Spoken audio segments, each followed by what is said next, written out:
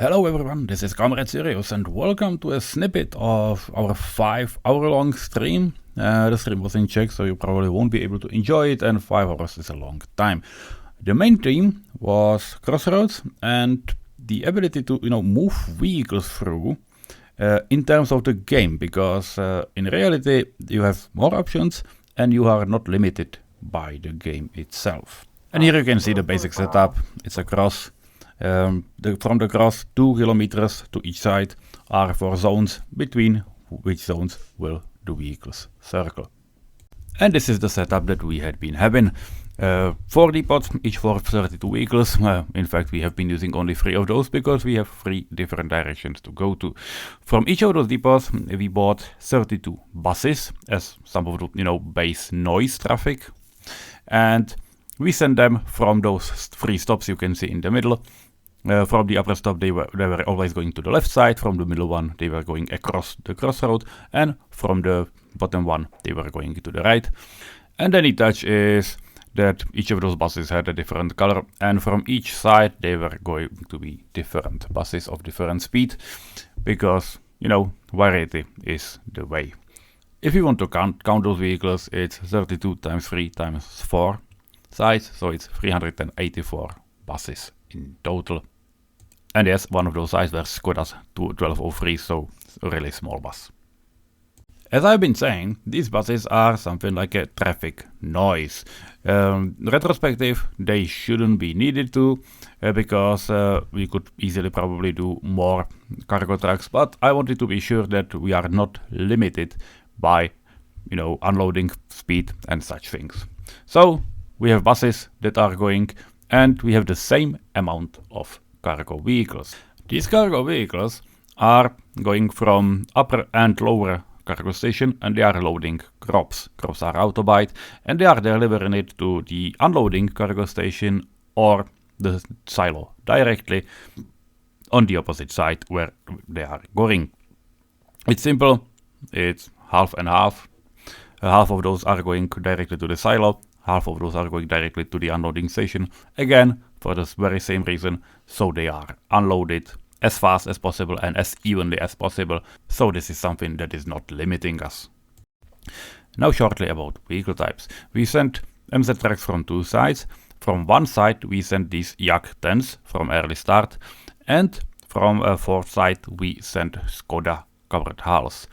This selection was not run down because each of these have capacity of 10 tons of crops. And crops are the thing that we are going to measure the capacity of the junction with. How? It is pretty simple. The idea is that every 10 tons of crops, which is 1 truckload of capacity, means that the truck was able to come to a silo and then get back through the crossroad. The crossroad which has double the amount of vehicles than we have trucks. So every 10 tons of crops means 4 vehicles on average was able to pass through the crossroad. And we are measuring it over 30 days, so it means 1 month. So a little spikes will average out here and there. And most crucially, we keep the same setup through all of this testing, so it means you can compare them pretty equally nevertheless. And now you can see me putting these details into equations in Google Sheets.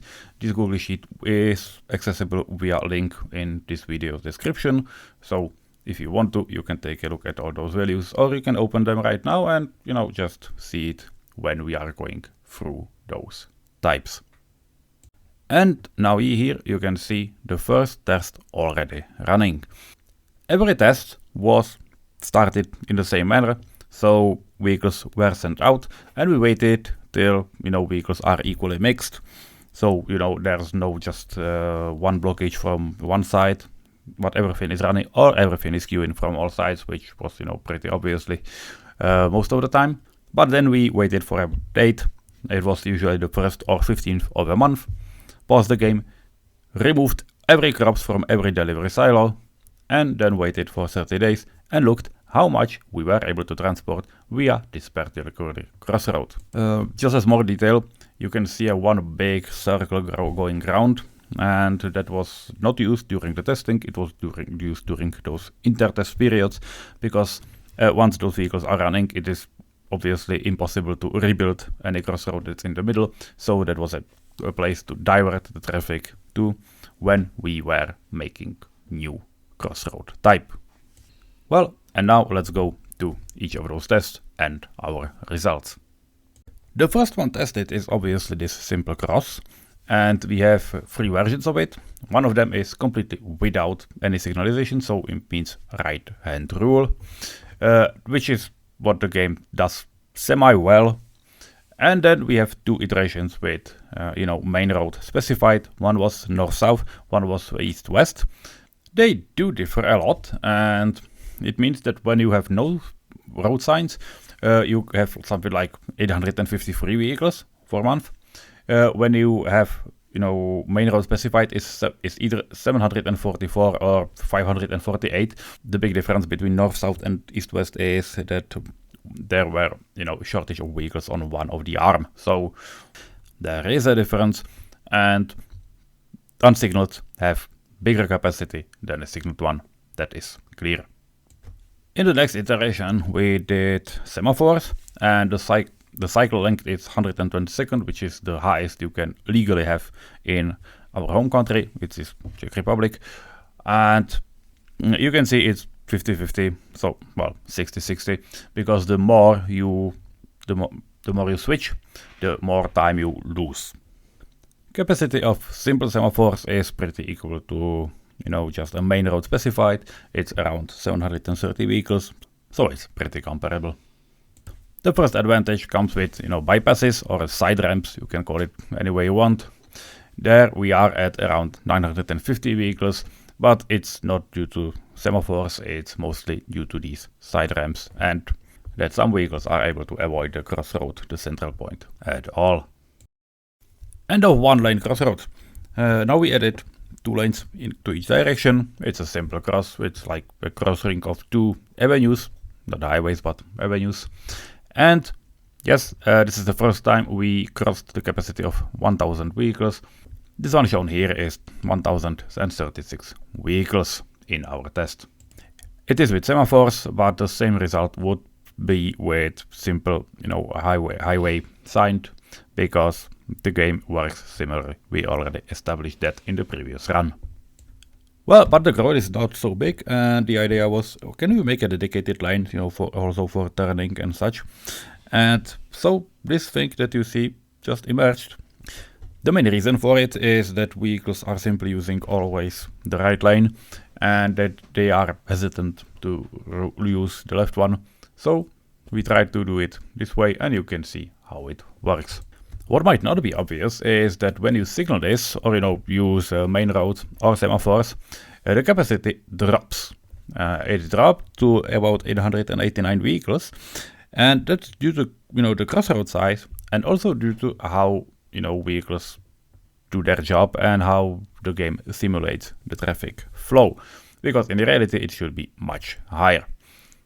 What does and what works really well is that when you have no signs, no main roads, no semaphores, anything, the capacity went to 1334 vehicles, because they can sometimes drive through each other, and more importantly, they do not need to care about any other nodes. And that's the limit of the game, and we will be seeing more of it in the future crossroads.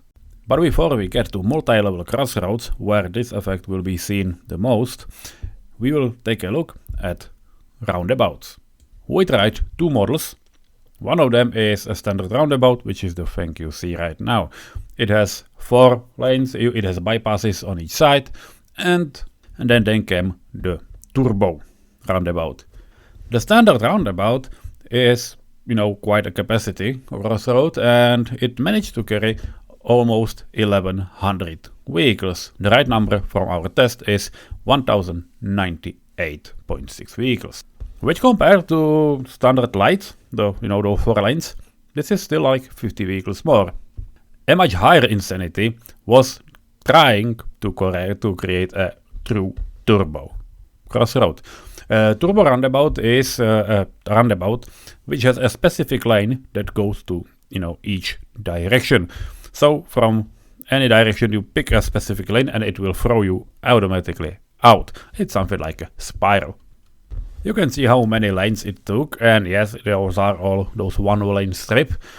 They are pretty useful, though it's not looking too great. You would be able to manage it much more nicer. The key point is that you do not need some of these collision points because you are able to, miss them with proper snapping, which plays a huge role.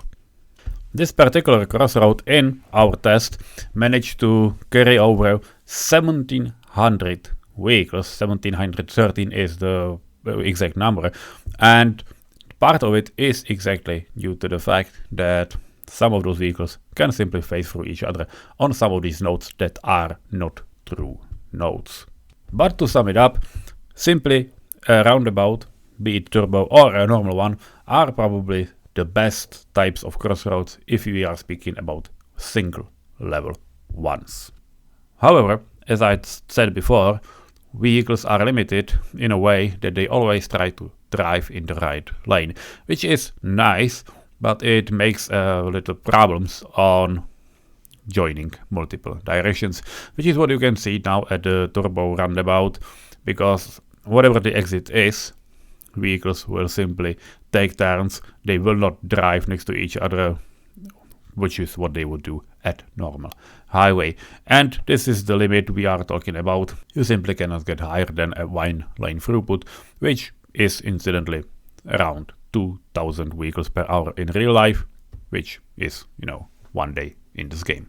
You can partly and locally help it by the size of the crossroad itself, because the bigger it is, the more vehicles you can store in those lanes before they start blocking spaces and lanes in front of the crossroad.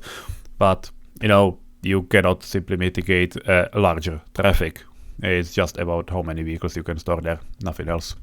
And with this knowledge, it's time to get to multi-level crossroads, where this will be the biggest obstacle.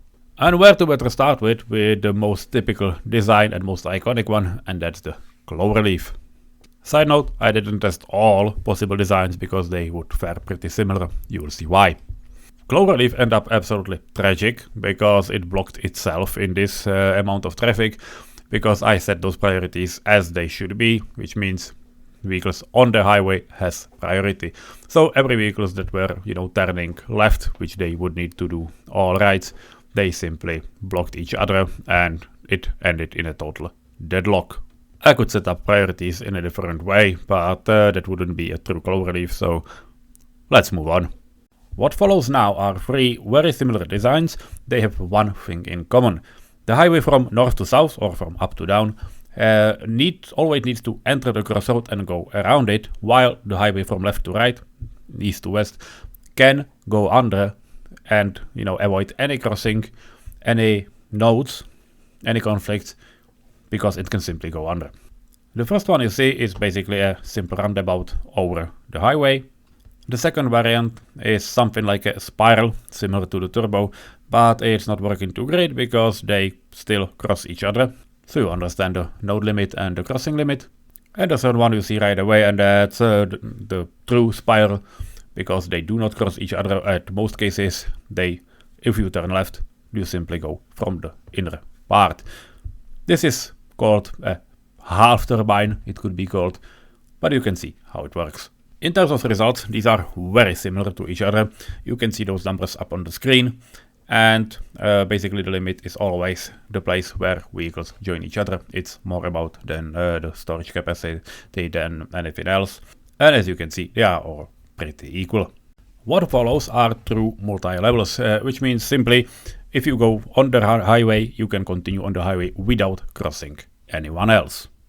The first one is probably my favorite, and that's basically a roundabout connecting those highways. You still in theory need only 2 levels, which are pretty easy to construct using terrain and bridges. Easy to create and working surprisingly well around 1800 vehicles. Then we tried 2 more, and one of them is half turbine, basically the same thing as before, but with highways going through. And then we turned back a little, because one of my viewers, this was a live stream, that's why you see my face not matching the speech, but he asked a question. Does experimental pathfinding work for these? And this is the result. In one word, nope. To elaborate.